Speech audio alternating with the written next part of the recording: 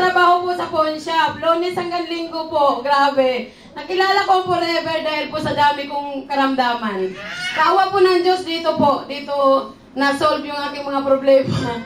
Lahat po. Nung umpisa po natatakot ako. Sabi ko, di ko kaya itong ganito. Kasi nga po wala akong koneksyon, walang kilala, walang pera. Wala po kasi magkano lang ang sahod sa amin.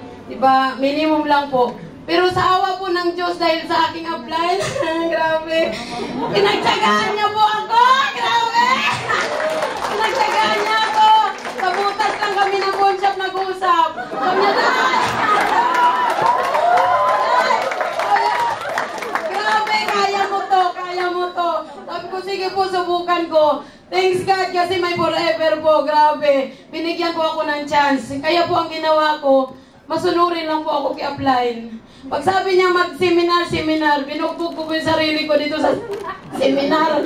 Kaya, totoo po kasi hindi po pumapasok talaga eh. Kaya sabi niya 555, talagang pinasok ko yung 55. Grabe!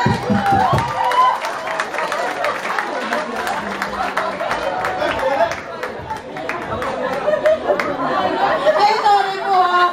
Totoo po, ganun lang pala. Kasi wala po talaga eh. Yun lang po yung pagmamalaki ko. Nung naging masunurin lang ako kay upline. Thank you, upline! Tapos, sa dami pong tumulong dito. Wala pong diskriminasyon dito. Yun po ang masaya.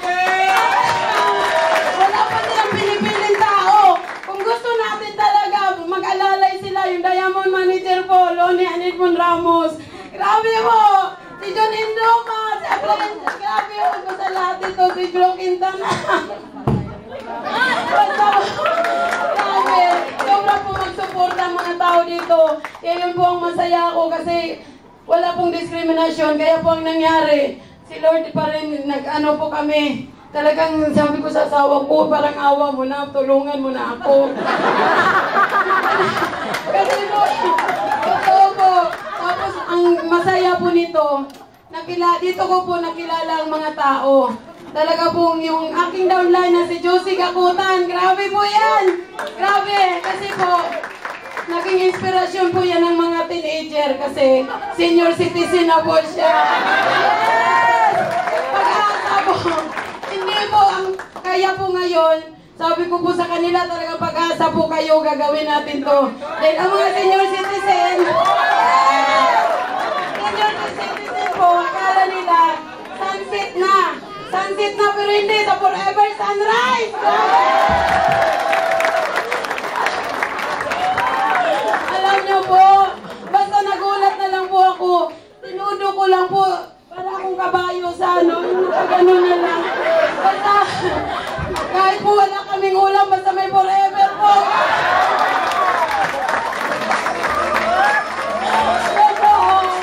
Kaya nga po nagagalit ang mister ko, sabi niya nung umpisa po. Pero ngayon naiintindihan niya.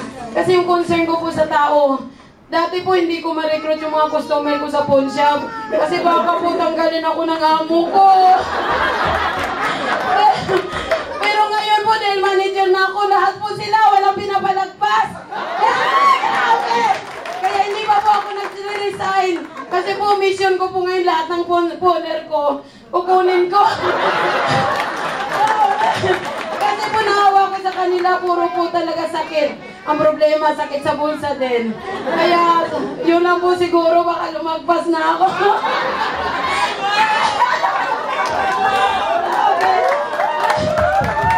Alam niyo po, grabe. Sobrang masaya po dito sa Forever na to kasi yung chance po na binibigay sa lahat, patas po. Napakapatas. Sana makita po yan ng mga tao. Sana po talaga. Eh, hindi na po ako nasasaktan kung mayroong mga umaayaw sa akin. Naawa pa nga po ako eh. Kasi hindi nila nakita kung gaano kaganda ang Forever. Kaya minsan po nagtataka ako. Grabe po talaga. Kaya, alam niyo po, 16 years na ako sa pawn shop. Pero 500 lang po isang araw ko. Dito po, grabe, abot ako 200,000.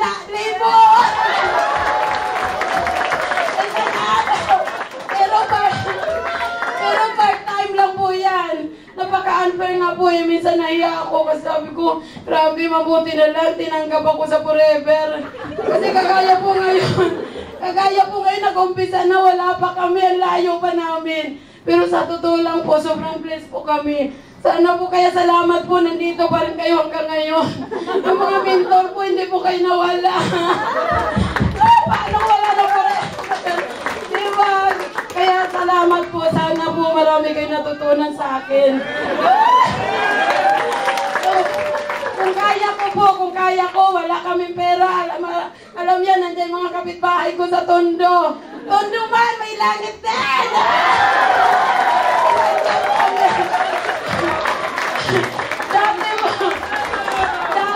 Dati po, hindi ko talaga sila kilala kasi Lunes hanggang Linggo nasa trabaho po ako.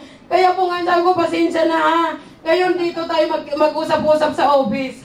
Dito po kami magkita-kita. Kaya yun lang po siguro, sana po, huwag po tayong bumitaw kasi kung ako nga po alam niyo po sa totoo lang nung umpisa, sabi ko imposible. Yung pala, posible pala. Kaya talaga. Tapos ang saya-saya po. Kasi ang dami kong naging kilala, matataas na tao. Yun nga. Yung grupo ni Josie Kakutan, grabe. Grabe po, sobrang blessed. Yung cheque ko po, grabe, nakakapangilabot. Grabe, ang dami palang pera talaga sa Forever. Marami kami niyan. Akala ko po, pinagawa lang sa recto noon. Ano yung BPI? Totoo mo pala, yung huling cheque ko po, assistant manager pa ako nung April po. Naka 30,000 po ako. Wow! Ngayon po, sabi ni Sir Jeff, almost 60,000. Grabe! Thank you po talaga. Thank you po. Tsaka namulat po ang mga anak ko. Nakita nila ngayon na ayaw rin nila mag-empleyado. Gusto po din nila balance life. Yes! Yung anak ko po, si Kanyel Kalis pa lang, ginagawa na rin po ito. Yan po ang masaya doon. Ay, grabe! Ay, tama na po. Basta yun.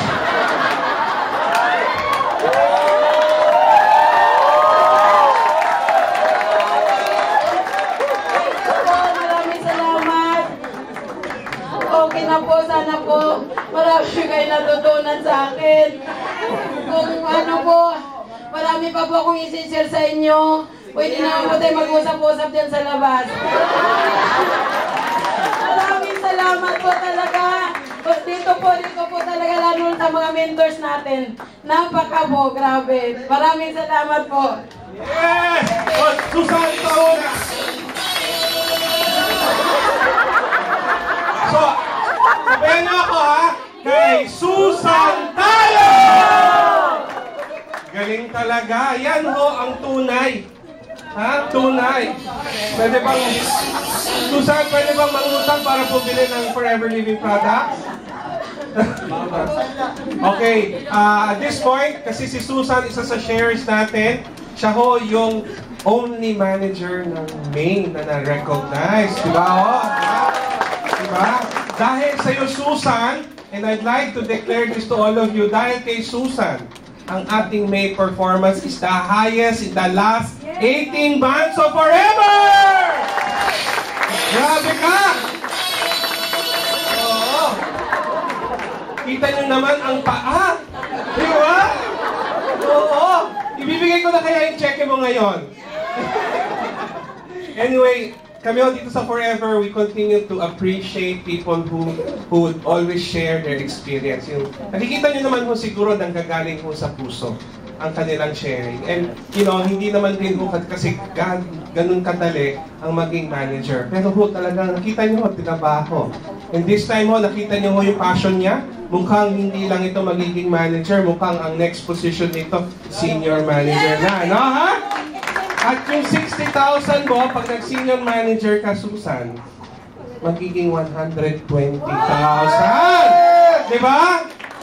Yan ang kailangan ho natin sa Forever. Palakpakan ho natin si Susan. Kasama ho sa pagiging manager ni Susan yung appreciation ho ng FNP for being and sharing your experience to all of the distributors of Forever. Napakaswerte ho natin today dahil kay Susan. So once again, kay Susan tayo!